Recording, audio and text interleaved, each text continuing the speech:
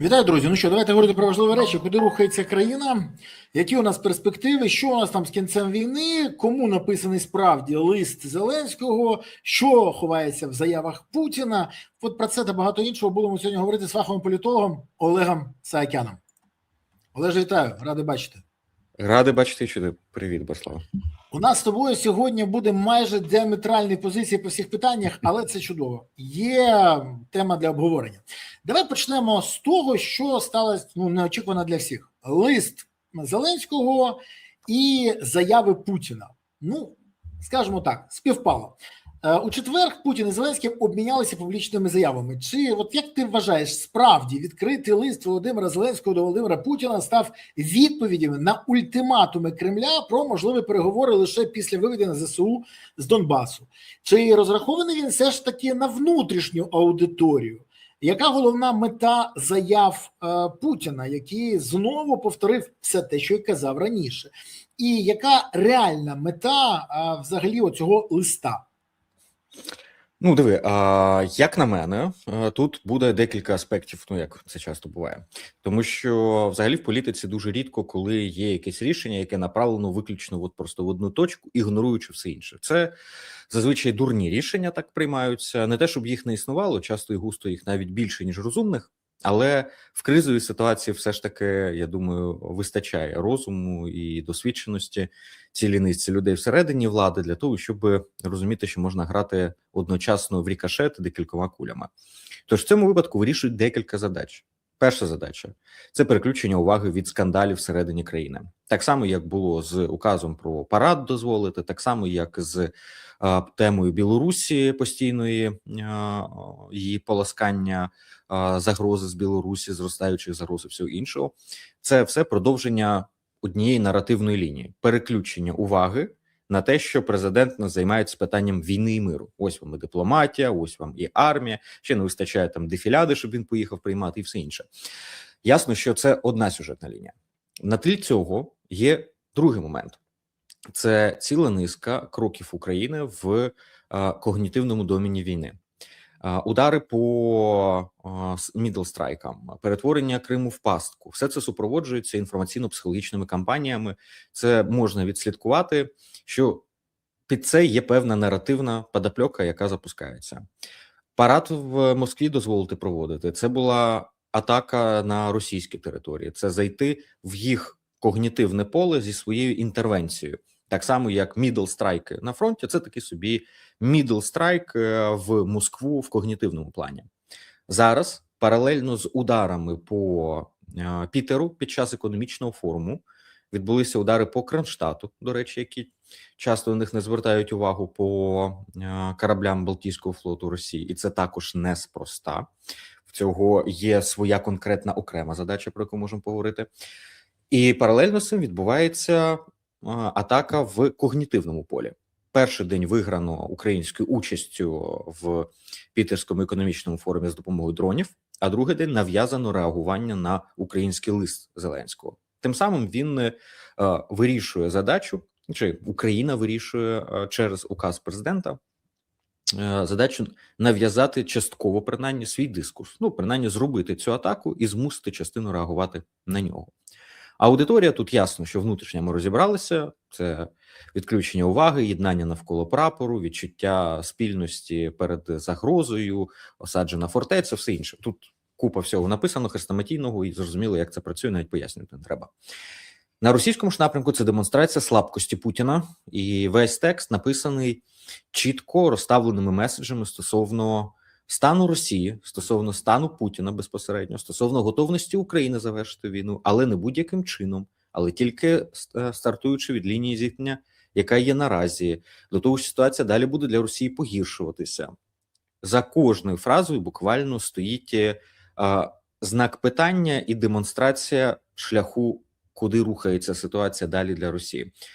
Ігор Луценко, як на мене, дуже непогано прокоментував, це мені принаймні сподобався його допис, в якому описав, як він прочитав цього листа.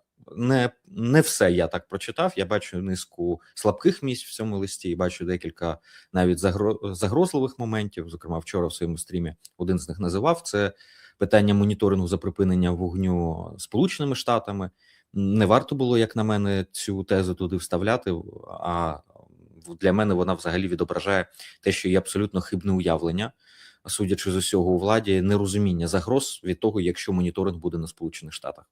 Це і нереально, і це дуже загрозливо. Нам Трамп намоніторить так, що потім ще дружньо будемо сперечатися з суддею, якого самі ж призначили в цьому матчі.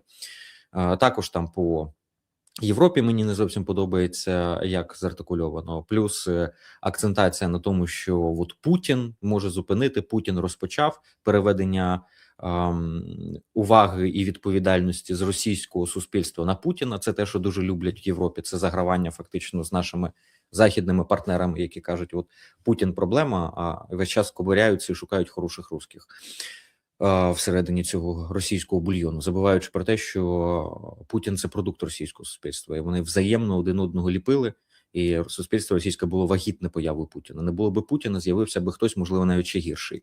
Рівно під те саме історичне завдання, реваншистське, ресентиментне, яке було в російському суспільстві. І тому там є декілька, і, як на мене, загрозливих речей в цьому листі. Але загальний дух зрозумілий. Це атака в серце наративне російського когнітивного простору. Далі вона потребує розвитку. Тобто саме по собі це окрема битва, в якій навіть можна виграти, але вона не дасть далекоглядного ефекту, якщо не буде достатніх кроків, достатнього забезпечення пізніше.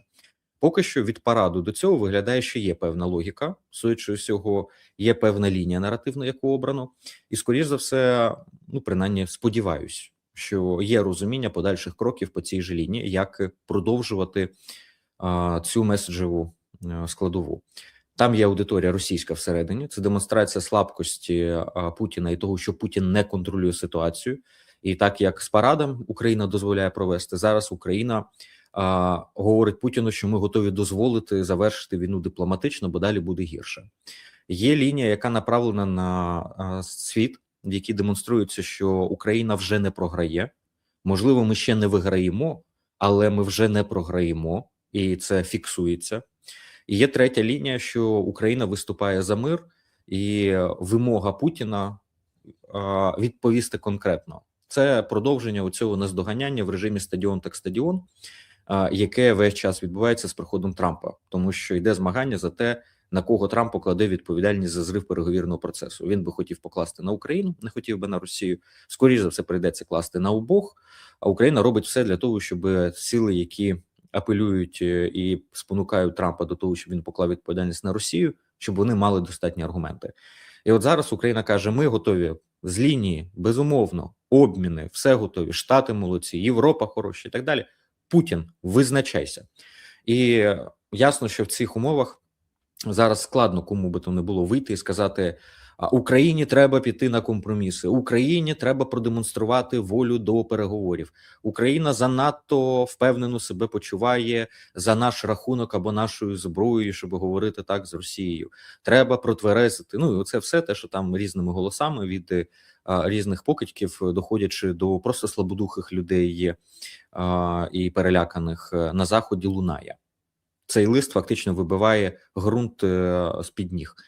Я не думаю, що на весь час, але на певний час, особливо зараз в вікні, коли в Штатах приймається в Конгресі рішення по допомозі Україні, і воно буде направлено в Сенат, там, де воно може бути або поховано, або ще довго лежати, або взагалі прийнято і потім Трамп завитує, тобто там ще не прийнято нічого. Але в Конгресі голосування, причому з запасом голосів 10 голосів, 18 республіканців проголосували, мінус одна демократка. Це колосальне зрушення, бо Білий дім до останнього давив, щоб цього не відбулося конкретно, і сам Джонсон, спікер, також спонукав і закликав до того, щоб не голосували. Велася просто шалена контрадвокаційна, називаємо так, робота саботування прийняття цієї норми, бо адміністрація Трампа проти неї, але Конгрес таки на неї наважився, там 8 мільярдів Україні, там і відновлення по збройовим програмам, продовження ленд-лізу, призначення відповідальної особи за напрямок підтримки України, там непогане. Звісно, не все те, що нам необхідно, але і те, що там написано, це вже більше на порядки, ніж маємо зараз. Це хороша норма. Рубіо, який каже про те, що Штати не безучасні, не нейтральні, а підтримують Україну і тиснуть на Росію. Згадаємо піврічної давнини його заяви. Він, як вуш на сковорідці, був вимушений займати більш протрампівську позицію в тому, що ні, це не наша війна, ми лише хочемо допомогти миру, ми нейтральні. І зараз він вже заперечує ці свої слова і повертається до себе попереднього. На цьому тлі важливо забезпечити це ідеологічне і інформаційне підґрунтя. У мене нема жодних ілюзій, що якби не було б внутрішніх проблем, то, скоріш за все, такого рішення могло би і не бути. Але це смаження на повільному корупційно-скандальному вогні всередині країни. З одного боку, підриває стійкість в наших тилах, але з іншого боку стимулює і зорганізовує владу до того, щоб активніше діяти на міжнародній дипломатичній і воєнній арені з більш продуманими кроками. Тож не було би щастя, да нещастя, судячи з усього, тут грає на нас. Як казав один знайомий експерт, рецепт української стійкості в тому, що Боженька нас любить. Судячи з усього, так і дійсно любить. Ну, що я можу сказати? Повертаємося все-таки до листа. А тобі не здається, що лист все ж таки налаштований і для того, щоб перемкнути увагу не тільки на якісь теми президент займається миром, а й щоб ставили запитання, хто той Вова, для якого будують дім в династії? Бо, скажімо так, це все ж таки нагадує стадіон, так стадіон, але на дипломатичному рівні. І формати, все інше. Один з наших колишніх громадян, який сьогодні є дипломатом в Європейському Союзі, цікава історія, до речі, сказав мені, що після указу про дозвіл на проведення параду і те, як сприйняли це українці, Зеленський відчув смак, що це може знову спрацювати. І це справді спрацювало. Тобі не здається, що це перемикання уваги? Це перше. Тобі не здається, що Зеленський готовий будь-яке шоу сьогодні влаштовувати, бо це шоу, воно не дасть ані просування по переговорах, а не примусить Путіна до миру. З вирогідністю 99,9 вони в Росії взагалі проігнорують цей лист. Проігнорують просто. Але це спроба знову не ставити запитання по болючих питаннях для Зеленського. Чи це тільки мені так здається? Ні, тобі не здається, але просто для мене це існує в паралель. Так само, як може здійснюватись воєнна операція, чудова павутина, а поруч з цим цілі відділи СБУ можуть красти і кошмарити бізнес.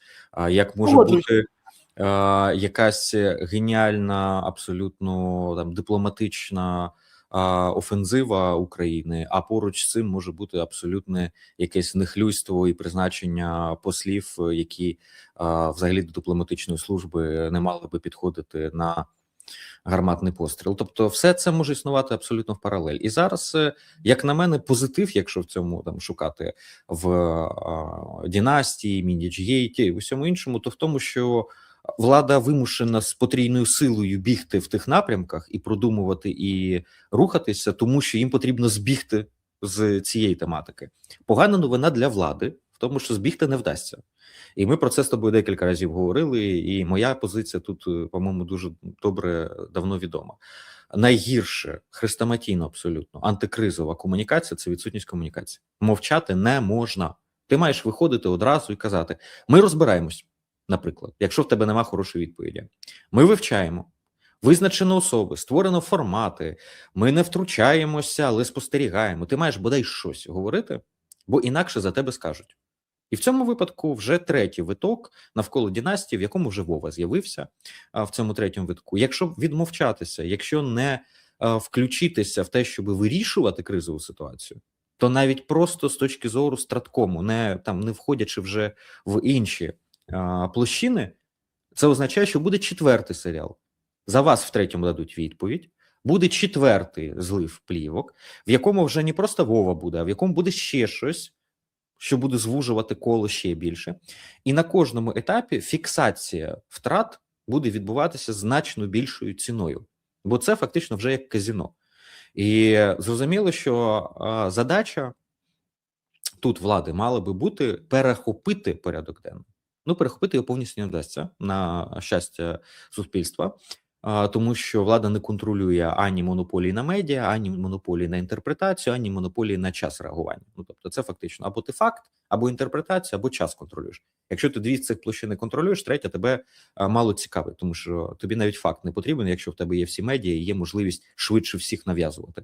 То в такому випадку альтернативну реальність собі конструюєш як мага або як в Росії. І те, що там в реальності відбувається, абсолютно не впливає ні на що. Це я вже розкриваю елементи того, як взагалі ведеться інформаційна війна і що таке когнітивні війни. А якщо в тебе є факт, і в тебе є можливість інтерпретувати, то байдуже, хто там швидко бігає і першим намагається. Ти все одно затопчеш всіх, ти все одно зможеш за допомогою факту і здатності інтерпретувати це зробити. У влади немає хоча б двох площин таких. Відповідно, вони все одно будуть в статусі реагуючого. Але вони можуть на дистанціях перехоплювати і змінювати наративні лінії. Вони цього не роблять. Тож, відповідно, мають ситуацію, коли воно складується і воно буде реанімовано. Або четвертим витком плівок, в чому я певен, що щось таке відбудеться. І це дуже легко на Лубянки можна намалювати. До речі, для мене, наприклад, ситуація з Угорщиною наразі, я думаю, що ми окремо може про це поговоримо, але в ній є один якраз аспект. Це мовчання про домовленості. Там є двозначність, це, на жаль, велика проблема, і саме тому це дає поле для гри на цій темі. Абсолютно. І там рівно повторюється та сама помилка. Відкривається просто така бреш, діра в національній безпеці, і росіяни можуть туди в повний зріст війти, на Лубянки намалювавши будь-який план, закинувши його, і будемо всі дружньо аналізувати те, наскільки він фейковий, не фейковий, і все одно хтось в нього повірить, хоч ми всі виступимо антивладні, провладні, нейтральні, скептики, оптимісти, от всіх відтінків, всі вийдуть, скажуть фейк, все одно на якусь частину це спрацює. Відповідно, самі ж створювати такі дірки, самі створювати такі можливості, а це рівно те саме, що відбувається з династій і всім іншим. Так само, як те, що ти кажеш стадіон, так стадіон. А мені також це нагадало стадіон, так стадіон. І я думаю, що Зеленський в цьому жанрі якраз непоганий. Він все одно є заручником свого досвіду, свого життєвого шляху, і він нікуди від нього не дінеться. І тому очікувати, що, не знаю, футболіст при вигляді м'яча почне ним волейбол грати, ну, мабуть, ні. Мабуть, він все-таки буде його, якщо йому потрібно пробити, то він буде не руками його кидати, там, як баскетболіст, наприклад, да? Або як ядро, а він все-таки ногою проб'є, тому що це його стихія. Є загроза в іншому тут. Конкурс капітанів Зеленський у Путіна виграє в одні ворота завжди, це не перший раз вже. Але не загратися в цьому. Тому що у цього має бути дуже вузьке і конкретне поле застосування. Якщо ти контролюєш це поле і ти розумієш, отут треба пробивати, а я якраз футболіст, і ти пробиваєш. А інша справа, коли ти бігаєш і каменюки, цеглини і все навкруги, що потрібно, можливо, складати, можливо, тягати, а можливо, подумати, ти намагаєшся їх буцати ногами. Оце невірний підхід. І в цьому випадку конкурс капітанів далеко не в усіх випадках є ефективним інструментом. Точково, вірно, так, але здебільшого все ж таки ні. Погоджуюсь з тобою. Єдине, що можу сказати, замість цього листа до Путіна Україна чекає відповіді не тільки на запитання про Вову і династію, а на те, який план у нашої влади перемогти у цій війні. Якщо не перемогти, як хоче Зеленський закінчити. Яким чином, за рахунок якого ресурсу, що саме в нас відбувається? Бо поки що це нагадує нам би день простояти і нічку протриматися. І про це ані пар з вуст. Піар-заяви про план стійкості, план перемоги, стратегію чого завгодно і 3000 ракет ми чули вже неодноразово. Але знову ж нагадує, нам би день простояти і нічку протриматися, а далі ми щось нове вигадаємо і вкинемо, щоб це обговорювали. Як, наприклад, з листом, який, до речі, перемкнув увагу. Всі соцопитування показують, що на першому місці вже не корупція, а переговори і мирний процес. І владі вдалося це перемкнути непогано, але так буде тільки до першого вкида нового плівок Міндіча або когось іншого. Подивимось. Друзі, я дякую вам, що ви дивитесь цей ефір. Не забувайте бути активними. Вже поставили вподобайки, підписались, прокоментували і поширили відео. Якщо це не зробили, зробіть, будь ласка, це зараз. Це потрібно каналу. Поставте цю вподобайку, підпишіться, прокоментуйте, поширте. І, до речі, напишіть в коментарях, а як ви вважаєте, лист – це відволікання уваги чи елемент когнитивної війни? Напишіть. Це важливо. А ще напишіть, звідки ви дивитесь цей ефір, куди закинула вас доля, де ви чекаєте або наближаєте перемогу. Куди, де ви зараз? Місто, селище, країна, регіон, район, область. Пишіть, це важливо. Я дякую вам, що ви активні і не пасивні. А ще в описі цього відео є посилання на канал Олега Саакяна. Поки інші пишуть, він відповідає. Тож, заходите на це посилання, тицяєте на нього, підписуєтесь і будете знати більше. Олеж, ти зачепив тему допомоги Конгресу і активності. Ну, давай відверто. Палата представників почала доволі інтенсивно просувати різні форми підтримки України. Наприклад, просувати пакет допомоги України на 9 мільярдів та вже підтримала розгляд законопроекту про нову допомогу Україні і санкції проти Росії. До речі, законопроект передбачає посилення санкцій проти російського нафтового сектора, введення мит у розмірі 500% на низку товарів, а також розширення військової підтримки. І останнє особливо стурбувало Москву. Скажімо так, в деяких каналах вже помітно, що Росія стурбована і їй не подобається останній пункт. Чому? Тому що мова про ленд-ліз. Знову про ленд-ліз. Скажи, будь ласка, це тиск на Путіна чи активність напередодні виборів? Це може бути і два в одному. Але що ми реально спостерігаємо і чи ризикне Трамп заветувати ці законопроекти, якщо за деякими з ними стоїть, наприклад, Ліндсі Грем, який особливо підштовхує їх? Битва ключова буде в Сенаті. Якщо Сенат пройде з запасом, то Трамп не наважиться.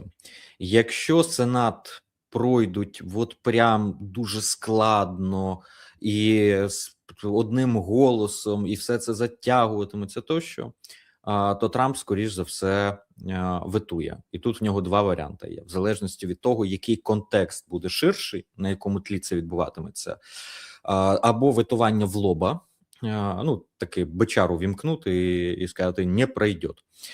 Це в його стилі може бути. І він це може використати, зокрема, як частину свого позиціонування, що без нього вода не святиться, і він все одно контролює ситуацію, він альфа-самець. Або другий варіант – це так зване кишенькове вето. Якщо дати співпадатимуть, то будуть розігрувати карту в такому випадку в Сенаті, коли може і пройде, але пройде так, щоб можна було в довгу шухляду покласти цей закон і без підписання Трампа, і таким чином забезпечити його де-факто ветування. Там є тоді накладання термінів, в які мають бути підписання, а якщо підписання не відбувається, в які Конгрес має проголосувати знову, ну, американські парламентарі мають проголосувати знову для того, щоб він вступив в силу, тобто підписати, чи спікер Джонсон має підписати, чи проголосувати, по-моєму, знову. Ну, там є, по-моєму, 10-денний термін, в який вони, парламентарі, мають відіграти свою роль. А якщо це випадає на момент, коли їх не можна зібрати, або якщо в них не буде голосів, то в такому випадку все, він розвалюється, не вступає в силу. Тож є і такий варіант, коли можна взяти, спробувати це розмазати.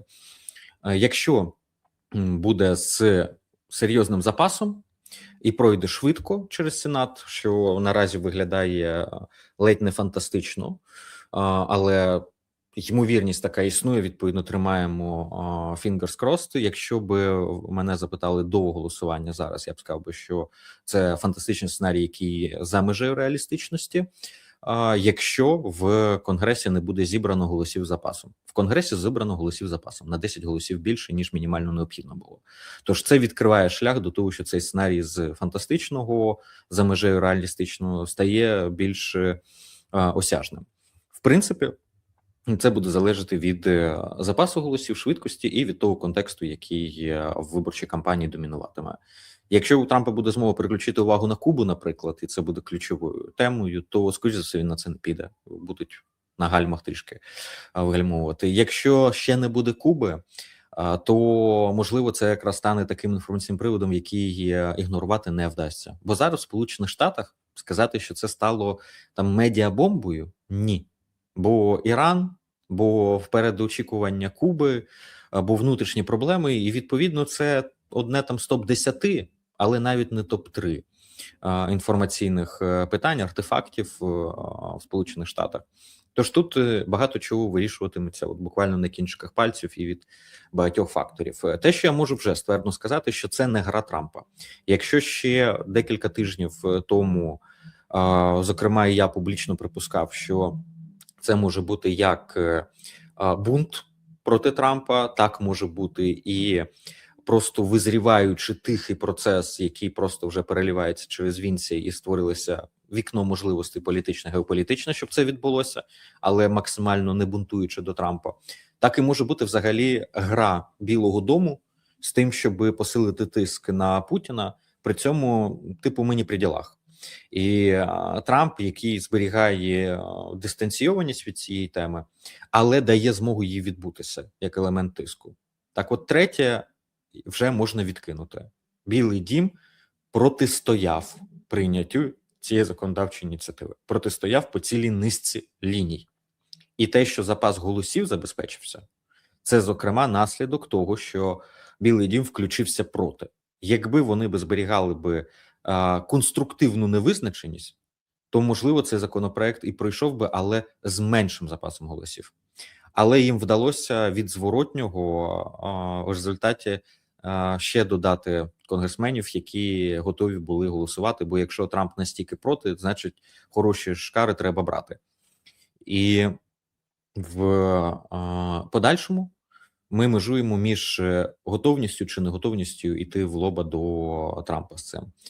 Звісно, що для Росії це загрозлива історія.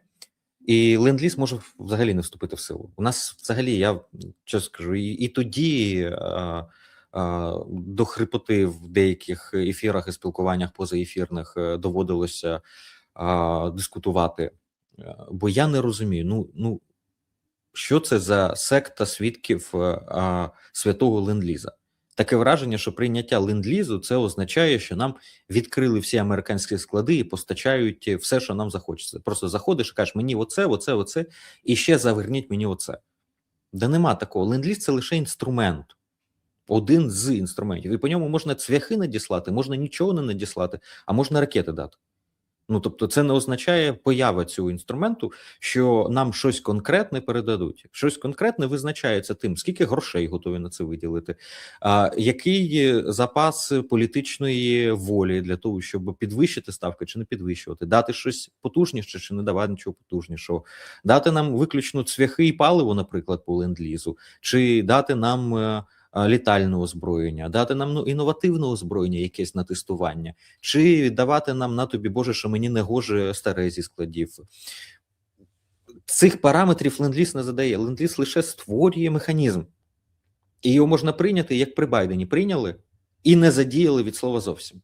І від України це не залежить, от що би ми не робили. Це виключно вирішують Штати, як їм цей ленд-ліз використовувати чи не використовувати. Тому саме прийняття ленд-лізу і тоді було мильною бульбашкою. І зараз те, що там ленд-ліз прописаний, це хороша політична заява і не більше того з точки зору реального впливу. Бо якщо є воля, то є і зараз механізми, якими можна Україні надати все те ж саме, що є по ленд-лізу.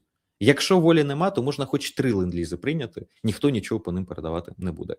Тож для Росії тут загрозливість в тому, що з'являється суб'єктність американського парламенту, який готовий продавлювати такі рішення, б, змінюється контекст, в якому вони здатні це робити, в, з'являються конкретні суми.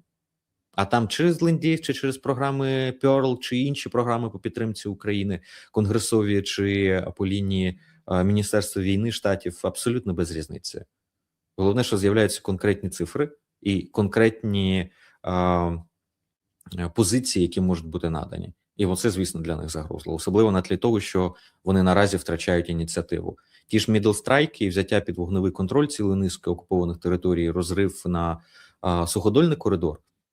Це, і, по-моєму, з тобою ми це підіймали, або принаймні в минулих ефірах в себе я підіймав, що це стратегічна зміна, яка в розрізі тижнів до декількох місяців почне впливати на оперативно-тактичне становище. І ось буквально там пройшло вже десь 4 тижні від початку розгортання цього контролю. Азовом спочатку на Донеччині, потім сили безпілотних систем по півдню відзвітували. Зараз третій армійський корпус по Луганщині. Там є ще один важливий аспект, як з кораблями в Кронштадті. Це таке, а то бурячки на виріс. Нам це знадобиться осінню. Так і встановлення вогневого контролю над Луганщиною, точками в'їзду-виїзду з Луганщини. Це про бурячки на трішки пізніше у вигляді доступу до траси М20 Дон. Ні, М4, перепрошую, М4 Дон. Це Москва, Ростов, Сочі. Найбільш жвава, найбільш насичена траса Росії. Її називають інколи в Росії главне шосе страни, главна траса страни, якось так. Бо вона зв'язує між собою весь європейський центр і північ з усім європейським півднем, тобто Північним Кавказом і далі взагалі Кавказом і Південним Кавказом тощо. Але оці всі Дагестан, Чечня так взагалі просто тільки через неї. У Дагестана є ще інша траса, значно менша і складніша. Але Чечня, Сочі, від Краснодарського краю і все, що навкруги, все це забезпечується нею. І там 20 кілометрів з копійками залишилося до неї з точки зору вогневого контролю українського. Якщо її перерізати, хоча б частково, це матиме колосальні і логістичні, і економічні, і соціально-психологічні наслідки. До речі, там гілка залізнична йде також поруч з нею, певними місцями прямо впритул до неї, і якраз в місцях, де вогневий контроль можна встановити, вона наближається до траси. Відповідно, мова йде про десятки кілометрів, навіть там не півсотні, які на сьогоднішній день відмежовують, а можливо вже і не відмежовують, бо ми не знаємо точно запас дальності, який є у тройки на цьому напрямку. Тож тут на виріст є змога підняти ставки дуже-дуже кратно для Росії. І вже не говориш про те, що це ще і друга точка перерізання Керченського коридору до Криму. Тому що, щоб потрапити в Керч, майже все проїжджає саме тут, в цьому пляшковому горлишку. І тут можна спочатку лупити, а потім добивати вже там, на паромних переправах і перед паромними переправами на Тамані. І повертаючись до теми вогневого контролю, цей вогневий контроль, він зламує динаміку підготовки і розгортання літньо-осіннього наступу російського. Вже наразі росіяни пробуксовують зі стартом літньої кампанії, і в них два фактори. Перше, людей не вистачає для того, щоб його розвинути. Вони можуть його розвинути і захлинутися. Без мобілізації вони не витягнуть літньо-осінню кампанію за нинішніх умов. Мідл-страйки також допомогли цьому. І, відповідно, вони зараз вирішують питання просто шаленими темпами, намагаються наростити контрактування іноземців. Успіхи в них є, але вони вкрай обмежені, недостатні. Тестують приховану мобілізацію. Ці всі заяви з Росії про возмездие, про Старобєльськ, про автобуси і так далі. Це все про намагання продавити і мотивацію. Абсолютно. Мотивацію. Але дивись, вибач, що я тебе переб'ю. От попри заяви, наприклад, на тому ж Пітерському форумі Дугіна та Малафєєва про готовність Росії воювати до 2036 року, реальність геть інша. Російська еліта починає розчаровуватися у війни і вже повідомляє навіть Wall Street Journal. Ця інформація вже не є прихована. Є комунікація між російськими елітами і Вашингтоном вже не по каналу Дмитрієва. І це не є вже таємницею. В Кремлі цим, відверто збентежені. Більше того, деякі впливові прихильники жорсткої лінії стверджують, що війна приносить дедалі менше результатів, а повна перемога взагалі недосяжна. Один з найвідоміших таких, відверто думаючих покидьків, але думаючих, Чадаєв, він визнає, що досягнути результату неможливо, і Україна стає назавжди ворожою до Росії країною. А посадити в Києві дружній до себе уряд стає просто абсурдною думкою. Помітні представники російського істеблішменту почали публічно закликати до завершення конфлікту. І вони про це кажуть. Ти ж чув, що навіть заявляють сенатори і депутати, що Росія не витягує війну, економіка валиться. І головне питання полягає в тому, чи визнає сам Путін цю реальність і чи відмовиться від прагнення знищити українську незалежність. Скажи мені, будь ласка, от загалом ситуація всередині Росії, економіка, дійсно не найкращі ситуації в мобілізації для них, може примусити Путіна до заморозки, яка ймовірність цього на тлі проблем Росії і зростаючої підтримки України. Тому що Путін відверто живе теж в парадигмі. У України теж погано складується ситуація, і це теж не є таємницею. Зрив мобілізації, проблеми в економіці, корупційна хвиля, яка накриває Україну зразу в раз. Як ти вважаєш, це є фактором, який впливає на події, і дійсно навіть Зеленський використав табакерку в своєму листі. Ну, не він, а його спічрайтери, але використали. Цікаво, чому ще жовтий шовковий шарф не згадали і багато чого іншого. Але все ж таки, це впливає, чи Кремль настільки сильно контролює своїх сателітів всередині Росії, що вони можуть намагатися про щось говорити, але всередині Росії, назовні, але всередині Росії навіть вякнути не ризикнуть. Ні, тут, до речі, відповідь в мене буде достатньо короткою, бо ситуація вскипає, і відповідь можемо пошукати в декількох публічних навіть проявах. Перше, це активне знецінення дій російської влади і російського воєнного командування різними Z-блогерами, воєнкорами і так далі. І це не їх самодіяльність, бо якби це була самодіяльність, вони б вже давно би посадку штурмували або були б закопані би десь в самій Росії. Це означає, що силові групи, а Кремль фактично складається з силових груп. Оце все фасадне олігархи і так далі, це все мішура, обслуга. В реальності це декілька так званих веж Кремля, це силові блоки, кожен з них зав'язаний на певні групи всередині спецслужби і силового блоку армійського і поліцейського в Росії. І вони в реальності приймають рішення. Коли ці говорящі голови петрушки в вигляді різних Z-блогерів, які або органічно, але були підтягнуті ними і дахуються ними, або взагалі створені з нуля, ними виведені в публічне поле, роблять такі заяви, це говорить про те, що це їм дозволили, і те, що ці групи це дозволяють робити. Раз. Два моменти. Це дивимося соціальні мережі російські. І ще взяти там років 10 тому, та й 5 років тому, та й 20 років тому, як називали Путіна. Ну, в Росії ж називають по там імені, це у нас Вова, всі розуміють, хто такий Вова, да?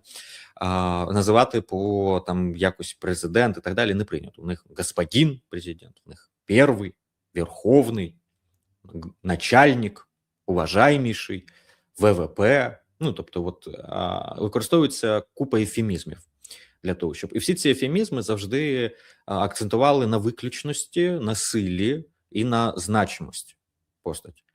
Які зараз два ефемізми найходовіші в російських соціальних мережах, Бориславе? Може, ти мені підкажеш? Є варіанти? Пиня. Угу. Один з них. Пиню вони часто згадують. Це, до речі, при тому, ну, ботекс найчастіше ми кажемо, але інколи теж є. Ну, пиня і ботекс не згадується. Пиня постійно, до речі. Або пипа, або пиня. От вони два найрозповсюдженіших. Пиня і дід. А, дід, точно, дід. На третьому місці... Пиня – це взагалі мем вже. На третьому місці зараз абсолютно ситуативно, але воно прям залетіло. Це такий мем просто. Це Паллаїч тепер. Ну, Паллаїч, вибач, це треба Патрушеву-молодшому подяку виписувати. Ну, він взагалі геніальний. До речі, досі не може зрозуміти, що ж він хотів розказати. Це ніхто не може зрозуміти. Це якесь... І чому не вирізали? Ну, тобто, от, ну, це ж записане відео було. Паллаїч, хто такий цей Паллаїч? Ну, коротше. В результаті ми маємо зараз 3, із них 2 сталих, 1 ситуативний ефемізми, які нічого спільного ні з терхами, ні амфорами, ні мочить в сортирі, ні маскулінності, нічим не мають. Що пиня – це карикатурне, зневажливе, що дід, всі розуміють зараз чудово в Росії, хто такий дід, про кого йде мова. Ну, про дряблість, старість, коротше, Путін вже не торт. І цей другий момент, який нам говорить про те, що десакралізація путінізму і путінської влади відбувається навіть в широких масах. Тобто еліти дозволяють собі вже не боярі погані, а цар хороший, а вже цар не те, щоб не хороший, але не зовсім той. І в широких масах вже царі не настоящі, говорять. Далі накладаємо економіку і ситуацію з там, бізнесом, підприємництвом і так далі, і зріст соціальних мереж по тому, яка інформація поступає і що заявляють. Накладаємо зараз паливо. До речі, паливна криза в Росії дуже-дуже прикольним чином розвивається, що також говорить про когнітивну стійкість Росії, вірніше, її підмитість цієї когнітивної стійкості. Є два фактори, які на цьому тижні декілька разів називав, тому що я їх не зустрічаю у інших аналітиків, і мені дивно, чи то я, може, помиляюсь і бачу те, чого нема, чи, може, дивним чином у всіх якось око замилено, всі дивляться в один бік, а направду є два аспекти. Перший аспект – це кількісний показник по нафтопродуктам у Росії, в принципі, наразі балансує. За допомогою заборони на експорт бензину, дізеля, зараз вже авіаційного пального заборони, вони плюс-мінус зводять цифр. І те, що Україна знищила, це накопичує дефіцит, це не дає змоги зараз вивести в ремонт НПЗ, тому що немає запасу міцності. В них якраз 20% був запас міцності їх нафтопереробного комплексу віршочка. 3 – це не дає вирівняти пікові споживання під час посівних і збору врожаю. Таким чином, ситуативний дефіцит. От вони цей пік зараз вирівнюють за рахунок заборони експорту. В принципі, плюс імпорту з сусідніх, там, центральноазійських, з Білорусі, інших НПЗ.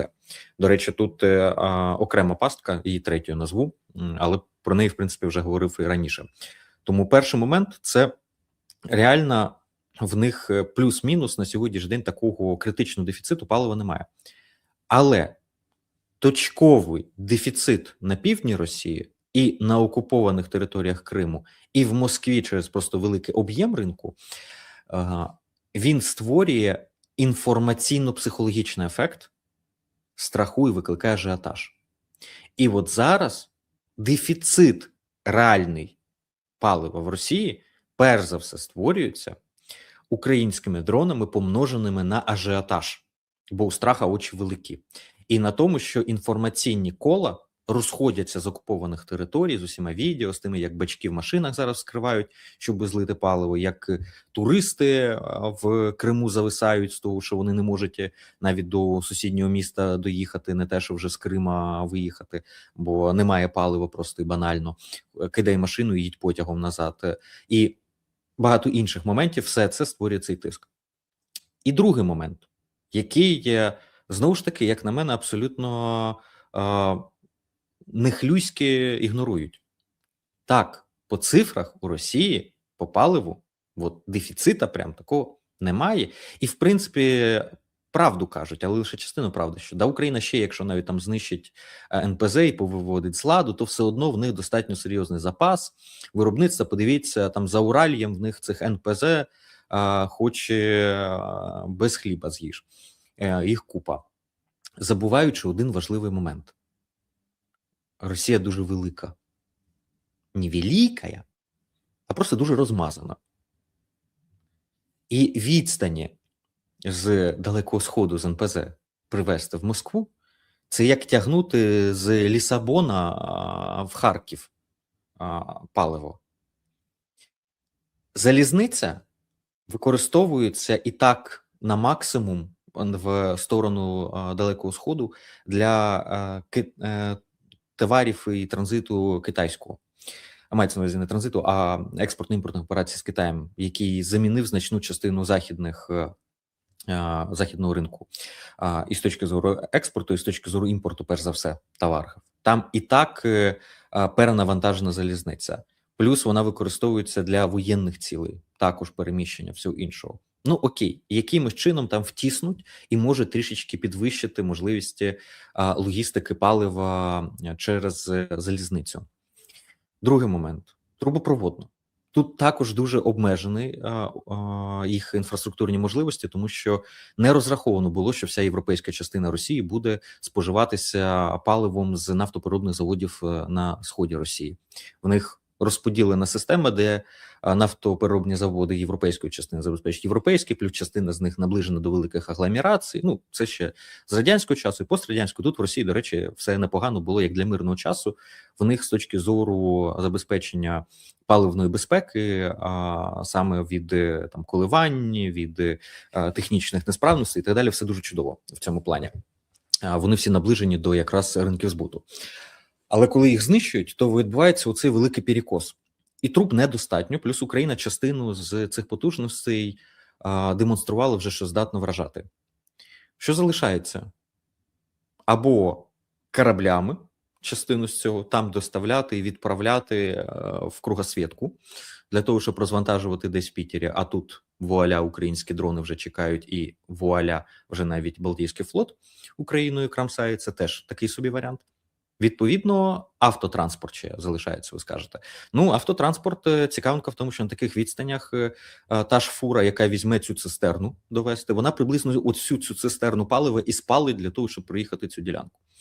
Тобто, хоч самольотами вози, хоч фурами, хоч залізницею, виходить, що пропускнова здатність низька, ціна цього палива буде захмарною. Тому в цифрах Росія виробляє паливо, а в реальності в неї в європейській частині дефіцит настане раніше, ніж це просто по загальним цифрам математично можна прорахувати. Через фактор локального дефіциту, відсутності змоги тягнути з європейських держав нафтопродукти, бо білоруські НПЗ так само мають свої обмеження і все. А далі хто? Балтика буде продавати паливо Росії? Ну, зрозуміло, що це іронія. І ажіотажу, який лише буде посилюватися в європейській частині від відсутності палива і бити по їх соціально-економічній, психологічній стійкості, тож ідеологічній. Паливо є однією з ключових ахілесових п'ят Росії, і як би це дивно не звучало, але направду, як у будь-якої бензоколонки, є ціла низка обмежень: не курити, там телефоном не користуватися і так далі, тому що саме паливо є найвразливішою частиною будь-якої бензоколонки, і Росія не виключення.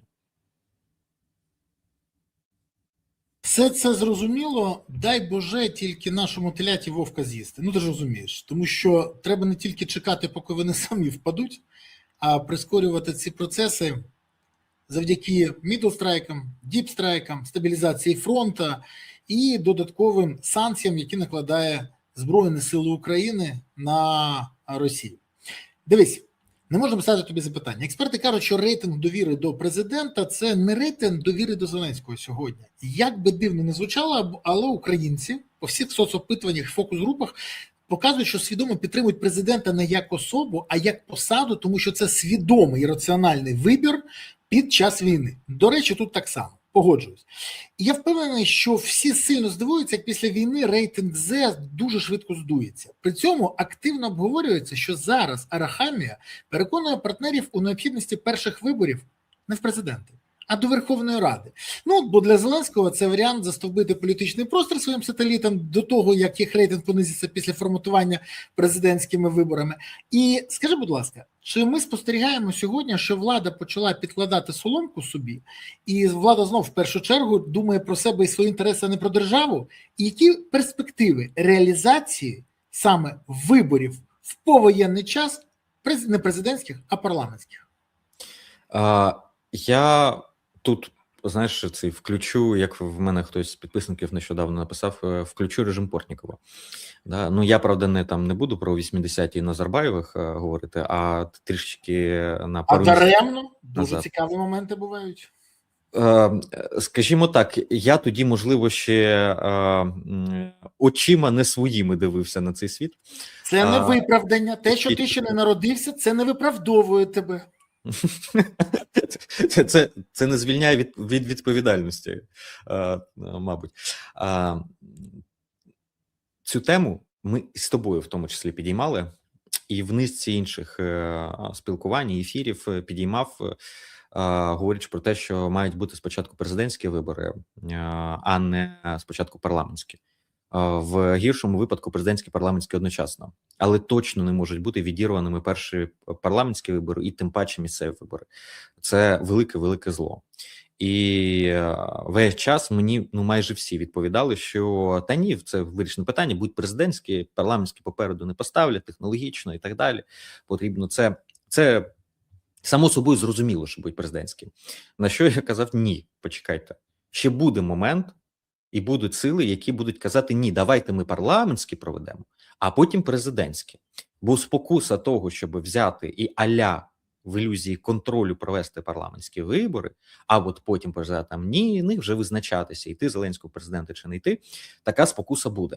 Ну і це багато хто з моїх колег, друзів, людей, яких я поважаю. А реалізувати зможуть? Скажи мені, будь ласка. Так от в тому та й справа. Це відметали і казали: ну да, але ні. Олег, ну ти вже там шукаєш темну кішку в темній кімнаті, не варто. Так от, як на мене, така ідея, вона є буквально диверсією.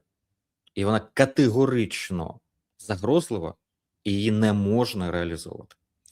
В силу декількох причин. Перша, піду з найбанальнішого, найпростішого. Це загроза для самої влади, вони не здатні будуть це організувати. Це може зірвати ситуацію з керованістю для них як політичного процесу, так і системи управління. Ситуація, в якій будуть відбуватися вибори, це вже ситуація, коли безпекові умови склалися, це або повоєнні, або під час воєнні, але при припиненні вогню, тобто якийсь сценарій б ми не взяли від хорошого до поганого, в будь-якому разі це буде бульйон киплячий, в якому ризики в такому випадку втрати керованості і можливості для влади досягнути своїх цілей вкрай високі. Друге, не вже інтерес безпосередньо влади, який там б'є по суспільству, і де ми спостерігачі, але інтерес безпосередньо суспільний. Парламентські вибори, на відміну від президентських, вони не змушують всіх згуртовуватись, а вони змушують всіх дробитися. На парламентських виборах будуть десятки суб'єктів, які будуть змагатися за результати виборів. І всі будуть дружити всі проти один одного, шукаючи брудну білизну, змагаючи всередині бульбашок. В правому бульбашці буде 5-6 проєктів, в центристському буде, в проамериканському буде, проєвропейському, мультикультурально, як там, космополітично-прокитайському і так далі. По різним абсолютно партії ухилянтів трьох різних категорій і сортів, партії ветеранів, які з 14-го року, ветеранів, які з 22-го року, ветеранів, які в боячках, ветеранів тиловиків, партії ТЦКшників і так далі. Я зараз утрую спеціально, демонструючи, що є купа різних досвідів і ліній напружень потенційних уйма. Політтехнологія завжди так працює. Вона визначає ядро, і далі на протиставленні з іншим починає його розширювати, підгрібаючи інші, але дроблячи. В такій ситуації щось має виступати доцентровими силами. Хтось має бути арбітром. Інституції. Ми розуміємо, що після війни ми матимемо дуже дискредитовані інституції. Інституційна слабкість з нами залишається. Нам потрібно буде перезавантажити інституційно. Авторитет, наприклад, президент, як це зазвичай відбувається, тому що він має пряму легітимність від суспільства, його всенародно обирали. Зрозуміло, що рейтинг єднання навколо Зеленського, верховного командуючого часів війни, це рейтинг єднання навколо прапору, рейтинг довіри. І як тільки почнеться виборчий процес, на авансцену вийде рейтинг не просто президента Зеленського, а кандидата в президента Зеленського, шашликами, династії і всім іншим, і він буде в рази нижчим, ніж той, що є. Простіше кажучи, Зеленський не зможе бути ефективним арбітром з точки зору свого авторитету. По іронії долі, його антирейтинг буде приблизно такий самий, як був у Порошенка. І в нас знову буде поділ, судячи по тому, які там динаміку я бачу зараз, приблизно 70 5,78 на 20-23%. Ну, тобто при тих, хто прийде, визначиться і так далі, якби другий тур, це буде от ті самі 75 на 25. Тільки тепер 25 будуть минулі 75, минулі 25 стануть зараз 8, максимум 12, і з'явиться нова ніша для 75. Тому президент не зможе бути арбітром. Зовнішні сили через там спостерігачів, через авторитетних лідерів, президентів і так далі. Коротше, Європа нам поможе. Будуть авторитетом для українського суспільства на цей момент? Не будуть. Буде момент, ми вийшли з війни. Якщо ми вийшли з війни з відчуттям приниженості, то нас зрадили. В українській навіть мові словами антагоністами є не перемога, поразка, а зрада, перемога. Ну, в нас так історія написана.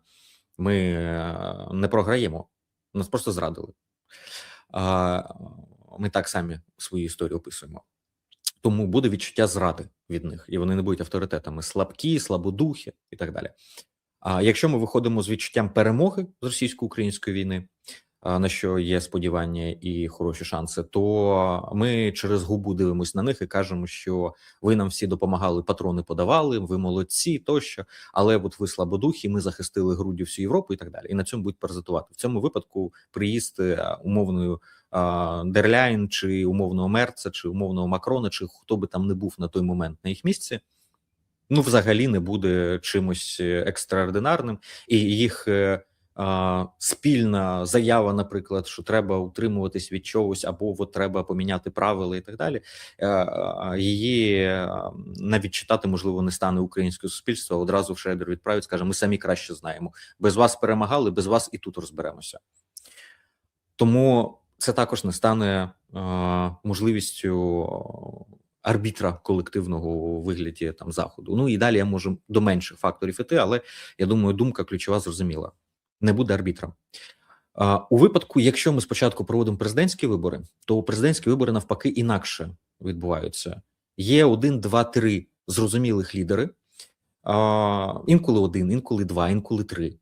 Є від 1 до 3 ще другого ешелону, але, умовно кажучи, це завжди трійка-п'ятірка. Тих, навколо кого відбувається структурування. Просто там від 3 до 5-6 місця відбувається через те, що потім заділ на парламентські вибори, і треба вже зіграти в когось кого рейтинг для того, щоб потім коаліційно і так далі блоково то що йти. Логіка президентських виборів – це завжди єднання навколо лідерів. І хто би не був би обраний президентом, новообраний президент матиме вищий рівень легітимності, ніж президент, який залишився спадок від війни. І парламентські вибори, коли запустяться, вони вже частково будуть структурованими президентською кампанією, яка значно менше грає на роз'єднаннях. І точки розламу, які розігруються в виборчій кампанії президентській, це не дроблення на десятки, а це зазвичай 2. Там одна лінія розламу, не знаю, схід-захід, там воювали, не воювали, щось там інше. Да?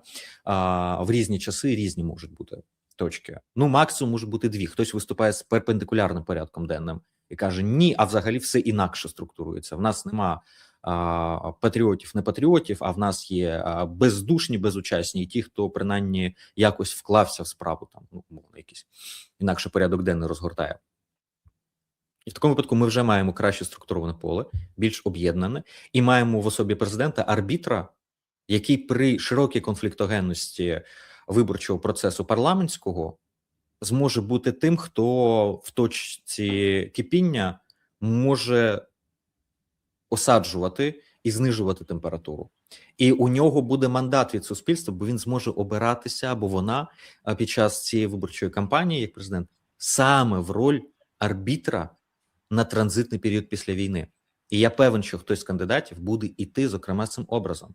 Що це не про великі гори, але це про втримати ситуацію в повоєнній країні, забезпечити транзит, запустити інституції і, зокрема, забезпечити безконфліктні і транспарентні змагальні парламентські вибори. Прогарантувати, що ці вибори не будуть зірвані, а відбудуться демократично, правовим чином тощо. Це буде одним з ключових запитів. Чому те структурування, яке наразі є електоральне, по лідерам і так далі, Я в меншості тут абсолютній, я нещодавно ще мав декілька закритих дискусій, що може переструктуруватися, бо запит на президентські вибори буде дуже нехарактерний. Це я лише один з елементів назвав, який буде, якого раніше в Україні не спостерігалося. А ситуація нам народить ще декілька цікавих артефактів. Тож той, хто виступає за парламентські вибори перед президентськими, це або людина недалекого розуму, або людина-диверсант, яка хоче підірвати ситуацію всередині в країні післявоєнний період. Ну або третє, може бути і недалекий диверсант, і ще і просто дуже цинічна людина. Ну таке також буває. От тут я з тобою сперечатися взагалі не буду. З точки зору співпало. Єдине, що хочу додати, коли ти кажеш про безпечні вибори, думаю, що це буде вкрай складно, це відверто кажу. І ще одне, та людина, яка буде йти на президента, повинна розуміти, що вона має впоратися з вулицею. Просто зараз це ніхто. Переважна більшість про це не думає. А з вулицею треба буде впоратись, тому що повернуться не тільки люди з фронту, а після війни завжди йде зростання криміналітету і багато дестабілізуючих факторів. І тут, от я нещодавно теж був на одному закритому спілкуванні з представниками Нацполу, з представниками служби інших, загроза, яка буде після війни, навіть ніхто сьогодні не може прорахувати. Чому? Тому що зрозуміло, що в неї буде грати не лише внутрішні гравці, а ще й зовнішні. І це велика проблема. Бо дестабілізація в Україні в повоєнний період, в цьому хтось захоче, в цій мутній водичці половити рибку, дехто захоче. Це вже зрозуміло. І перерозподілити активи. 100% перерозподілити, тому що перерозподіл буде величезний. Багато хто зі слуг думає, що вони спіймали у Бога за бороду, а не тільки зі слуг, просто з команди влади, і навіть не розуміє, що буде відбуватися згодом. В них відсутня інституційна пам'ять і в них відсутнє розуміння процесів, на жаль. Я гостріше скажу, знаєш, мені як людині з Донеччини, дозволено інколи згадувати про коріння. Я думаю, що значна частина тих, хто накрався за цей час, вони не розуміють, що за операцію «Шлагбаум» зазвичай стартує операція «Паяльник». А інколи операція «Терікон». І їх багатьох чекає загроза цього. Тому що перерозподіл ресурсів буде відбуватися дуже-дуже не джентльменськими і правовими способами, і це точно буде. Залежить тільки, який градус, яка міра цього буде, і яке часовий проміжок буде для поле можливого для цього. Але те, що захід на це і спроби, і навіть певні, я певен, вдалі спроби, вони будуть відбуватися. Я на 101% певен в цьому. Тому, говорячи про конфліктогенність, я просто не хочу йти там в вулицю, в різні сектори і так далі, пояснювати в усіх фарбах, що чекає. Але всі, кому цікаво, можна взяти і прочитати такий собі термін «аномія». Є науковий, найближчий його аналог український – це безладдя. Що це і чим воно характеризується в різних політичних режимах і політичних системах? Скажіть, будь ласка, але вибори невідомо, коли відбудуться, а деякі проблеми на зовнішньому контурі є вже. Якщо можеш, поясни два моменти. Бо мене вони дійсно турбують. Мені дуже не подобається, що у нас відбувається з поляками зараз. Я розумію, що це передвиборча істерія, але вона заходить вже занадто далеко. І коли починалося все стільки з того, що у Зеленського хотіли забрати орден Білого Орла, скажу відверто, тут нікому, не Зеленському, не мені, не Україні, байдуже. Я от відверто кажу. Забрали би забрали, але істерія розвивається далі. До речі, я тут зразу згадав пісню «Заберіть орден у Насера, недостоин ордена Насера». А от якось так. Але почалися інші заяви, що ганьба Україні, треба заблокувати просування до Євросоюзу, припинити оплачувати старлінки. Це гроші поляків, я розумію. Вони мають право вирішувати. Але гратися в передвиборчий популізм ціною України, мені здається, це трохи навіть не занадто. Це цинічно і це мерзотно. Бо коли розуміють, що відбувається, наприклад, орденом Білого Орла нагороджений Муссоліні, це не є таємницею. І щось ніхто його в Польщі не хотів позбавити цього. Найвідомішого італійського фашиста і не хотіли позбавити. Дивна ситуація. В 20-х роках минулого сторіччя ще нагородили, на кінці 20-х років, 29-х, якщо не помиляюсь. А коли кажуть, що як ви можете називати підрозділ іменем Героїв УПА, вони вбивали поляків. Вибачте, а коли поляки називали підрозділ імені армії Крайова, яка розстрілювала цивільних українців, вони про що думали? У Ну, просто 23-му році. і чекайте, ніхто ж не називав, ніхто з України жодного протесту не висловлював, бо це внутрішні справи Польщі. І тут я погоджуюсь на 100%. І таких історій багато. Скажи, будь ласка, це перше питання. Польща. Що з нею робити, які перспективи? А друге питання – Угорщина. Ти сам зачепив на початку, тому поясни загрози. Бо те, як налаштований сьогодні Петр Мадяр, говорить тільки про одне. Вони отримали бажане, а чи сприйме бажане угорцями Україна? Бо, давай відверто, вони теж можуть заблокувати нам просування до Євросоюзу. І треба все якось розблоковувати. Які сценарії в першому випадку, які в другому? Чи є загрози для європросування України дійсно? Чи в Польщі це зникне після виборів? Хоча мені здається, що вони розігнали вже цю істерію до максимуму. А чи не загралася наша влада знову в угорське питання, що ми потім про все дізнаємось з угорських ЗМІ або з європейських, а не від нашої влади? Як завжди. Чесно тобі скажу, обидві теми в публічному полі я вже багато по ним говорив. І взагалі те, що, скажімо, ну, можна багато говорити, але це все одно поле обмежене того, про що я готовий публічно говорити в цьому полі, в частині робити. Бо в частині аналізу готовий, в частині які кроки задіювати, значна частина з них втрачають свій сенс з моменту їх озвучення. Це, перш за все, комплекс заходів, багатоходівок, в яких тут не можна в один хід, і тут не можна якимось чарівною пілюлею вирішити ці проблеми. Це довга, кропітка і багаторівнева робота, в якій щось зриватиметься, щось даватиметься, треба вибудовувати гіпотези і багатокроково ситуації розгортати. Тим паче, що є і взаємовиключні моделі, як діяти. Давай окремо Угорщину в двох словах. Тут трішки простіше. Застереження перше. Оці 11 пунктів, які озвучують Орбаном, які там Мадяр озвучував, то, що їх реалізовувати не можна категорично. Не тому, що ми погані по відношенню до етнічних угорців. Ні, тому що ці пункти порушують права угорців і змушують українську державу порушувати ці права українських громадян угорського походження. Бо таким чином потім просто один там по освіті візьмемо, да, угорською мовою, угорською отримувати документи, угорською все, угорською іспити здавати, тощо, і дитина в результаті отримує диплом по завершенню школи, і вона не знає української мови. Що в цей момент вона? Вона вже, її шлях визначений тільки через Будапешт в світ.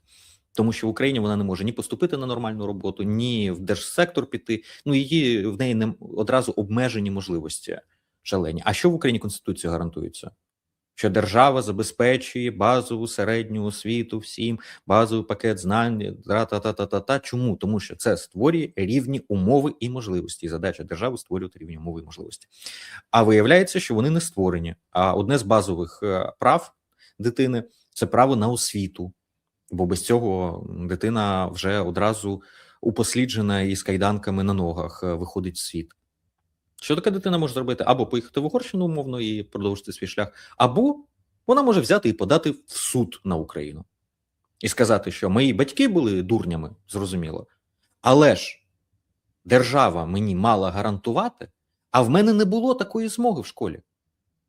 А я ж не міг, або я, дівчина, або хлопчик, обрати там в 6 років, куди мені йти. І в 10 не міг, і в 14 не міг.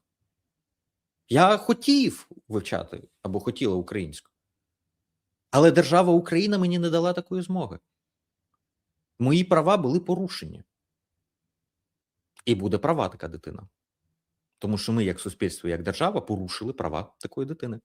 На догоду вузькополітичним, егоїстичним інтересам угорської еліти, які вирішували своє електоральне і ідеологічне завдання, абсолютно наплювавши на реальні інтереси угорської частини, угорської етнічної частини українців. І ці угорці, як вони називають, вони абсолютно їм байдуже. Вони необхідні виключно як елемент маніпуляції, причому всередину Угорщини як фактор, а не реально самі по собі по факту.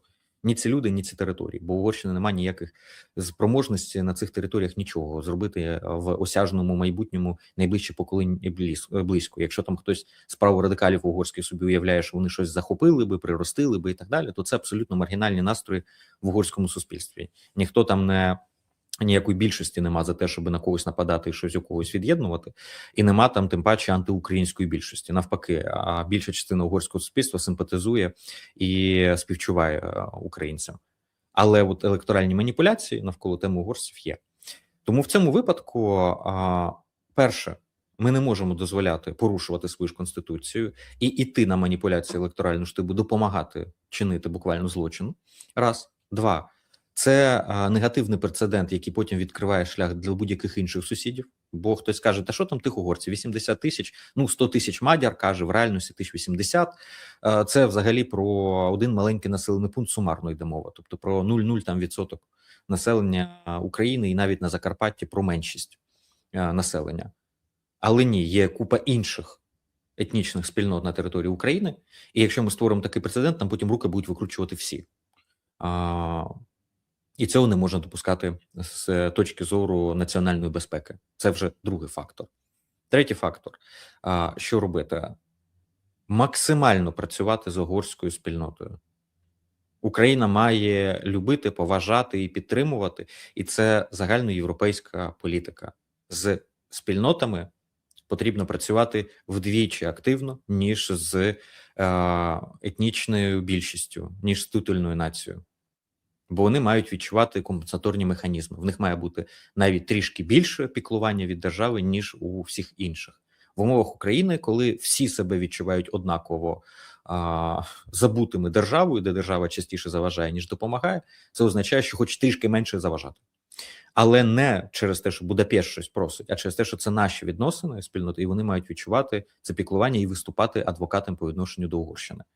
Певні кроки на цьому шляху робилися в Україні. Треба віддати належне, що низка речей зроблена, і потрібно це продовжувати і системніше. І це гра вже, слава Богу, не настільки вдовго. Це може мати ефект навіть в рамках нинішнього електорального циклу в Угорщині. Тобто впродовж там декількох років, в принципі, можна добитися серйозних зрушень. При цьому в випадку конкретно блокування вступу в ЄС і подібних кроків, то працювати разом з Брюсселем по максимуму. І зараз те, що Мадяр заявив, направду те, як він заявив, от взяти його заяву, я дуже сподіваюся, що наші дійсно не обіцяли виконати там 11 пунктів. І заява Мадяра дає мені приводи для оптимізму. Він, по-перше, там не казав ні про які 11 пунктів і конкретні вимоги. Він обійшов це питання. Він сказав, ми за 3 тижні добилися того, чого не добився Орбан за 10 років. А це вже є маніпуляція. Тобто зрозуміло, що і далі текст носить маніпулятивний характер. Це не єдине перебільшення по тексту. Він формує зараз внутрішню політичну перемогу. Чомусь саме зараз і чомусь саме зараз він фіксує. Він би міг би підіймати ставки, але він хоче зафіксувати ситуацію, відрізати. Далі він говорить про те, що не я домовився, не міністр закордонних справ підписалися. Він каже, представники угорської спільноти, місцеві лідери, громади, церкви, представлені на Закарпатті і так далі. Він одразу витісняє і каже, вони домовлялися. Тобто він собі приватизовує перемогу і фіксує, при цьому витісняє суб'єкта, передає, каже, це вони. Далі він говорить, 100-тисячна громада на Закарпатті, окреслюючи, хто це власне. І переходячи до абсолютно абстрактних речей, мовні, освітні, інші права. Не конкретизуючи нічого. Припускаю, що на Мадяра дуже косо подивилися в Брюсселі, в ключових європейських столицях і сказали, слухай, все узгоджено по відкриттю першого кластеру Fundamentals.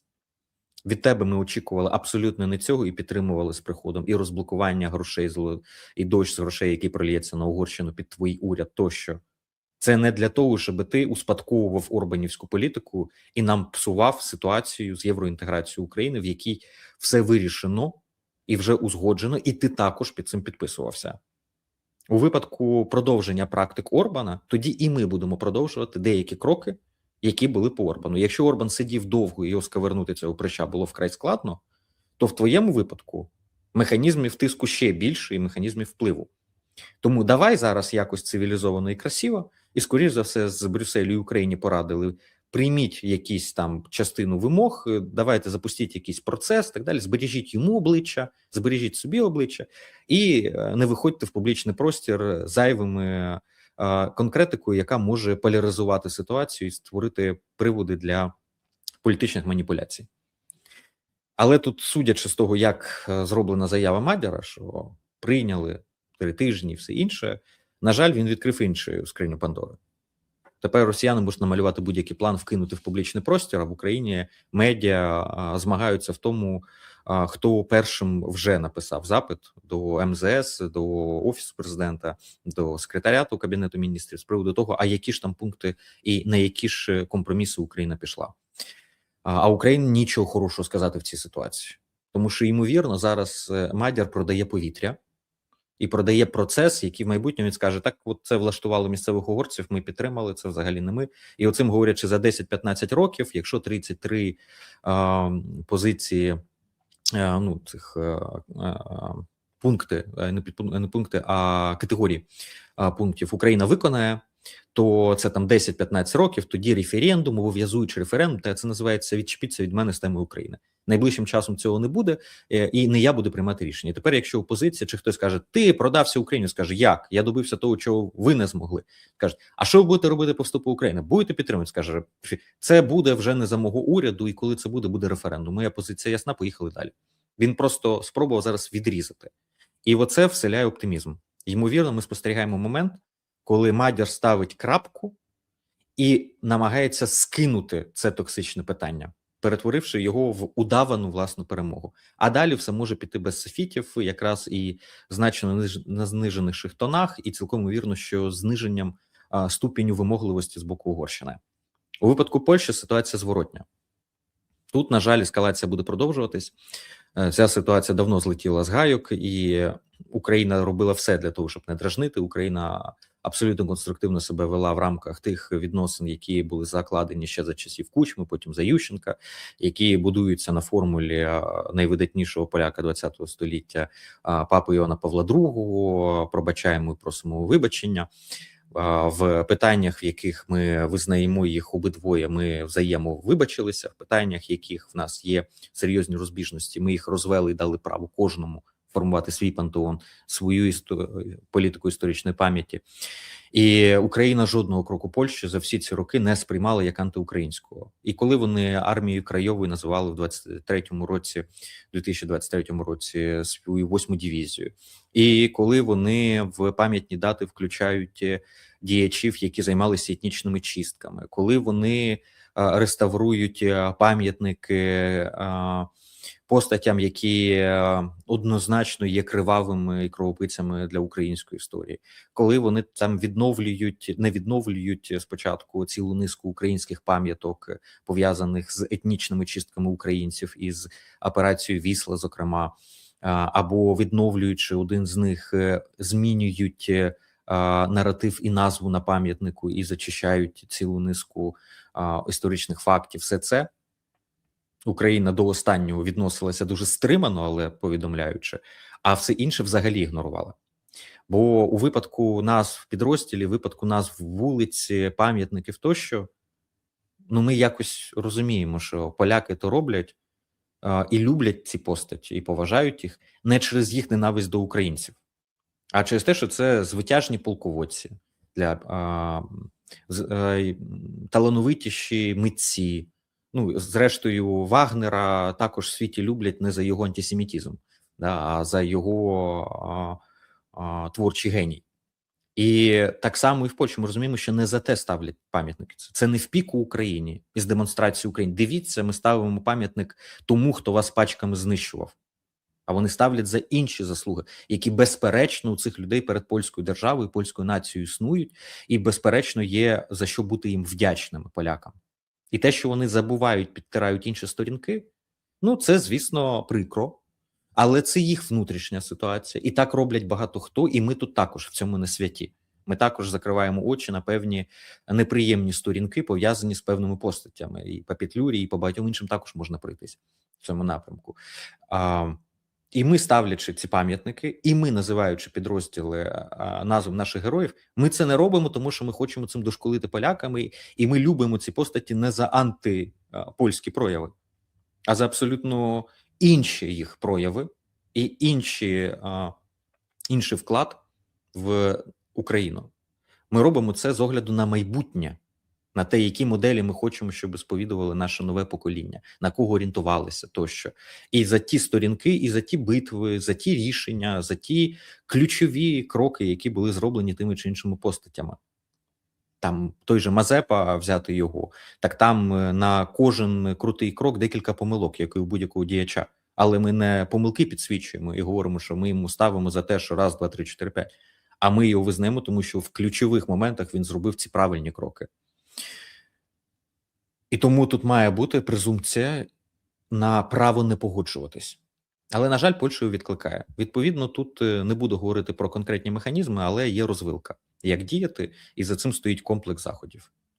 Перше, це або зараз за допомогою великих конструкцій намагатися мінімізувати наслідки від цього, і це найконструктивніший, в принципі, шлях, і проактивно працювати з розширенням залежності польського бізнесу від України, роботою з виведенням голосів не радикальної частини, а адекватної частини, створення для них інформаційних приводів правильних, культурна політика і м'яка сила, поруч з цим робота з європейськими інституціями, демонополізація виключно польсько-українська спірних цих питань, включення туди додаткових суб'єктів, створення запобіжників цілих, ведення фактору церков, ну, купа тут механізмів, не буду їх перелічувати всі, не буду говорити, що необхідно робити, але вектор, я думаю, зрозумілий. Або є навіть другий момент. Тут взагалі в деталі не буду йти. Це робити все це і при цьому робити контрольовану ескалацію в сегментуванням праворадикалів польських, і з тим, щоб саме польське суспільство в певний момент жахнулося від того, куди вони ведуть Польщу. Тому що це не маніпулювання темою України. Це маніпулювання темою майбутнього Польщі. І розмова про політику Польщі по відношенню до України, направду, це розмова про те, яку Польщу хочуть бачити самі поляки, і чи готові вони до тієї Польщі, яка їм пропонується цими антиукраїнськими випадами. Бо замість українських біженців і українських мігрантів до Польщі, таки в такому випадку прийдуть інші. Бангладеш, Пакистан тощо. Бо буде і сход. Бо як тільки почнуться не поодинокі випадки нападів на українців, а почнуться погроми українців в Польщі, то українці спакують чемодани і поїдуть не обов'язково в Україну, в Німеччину, в Британію, в інші країни. А на їх місце прийдуть сирійці, пакистанці. Хочуть таке майбутнє поляки? Ну, і я можу подалі по іншим пунктам так само пройтись по цьому. Ймовірно, що настав момент, коли Україні потрібно переходити і до політики контрольованої ескалації для того, щоб піднести полякам зеркало, але це робити не від офіційних структур, не від влади. Для цього є свої практики і механізми.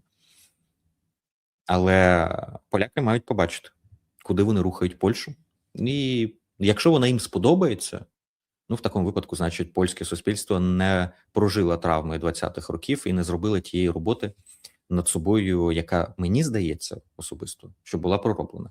І я багато разів слово, що я захоплююсь тим, як попрацювала солідарність, тим, як попрацювала католицька церква в Польщі, те, як працювали їх еліти над тим, щоб значну частину трав минулого проробити, і над тим, щоб дати майбутнє Польщі, зокрема, завдяки якому сьогоднішня Польща є однією з топових економік Європи, є однією з країн з найбільшими темпами розвитку, найбільшими темпами згуртованості всередині своєї країни.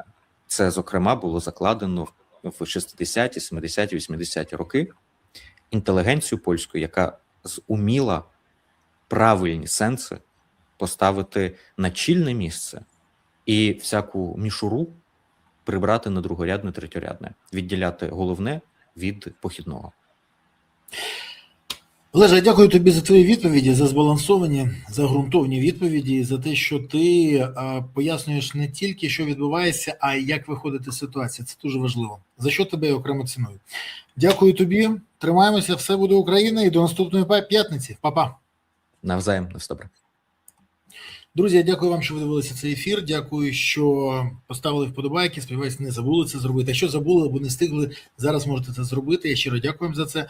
Прокоментуйте, напишіть, звідки ви дивитесь, що ви думаєте про це, про все. І як вам здаються перспективи? До речі, напишіть, чи був цей ефір для вас інформативним. Це теж важливо.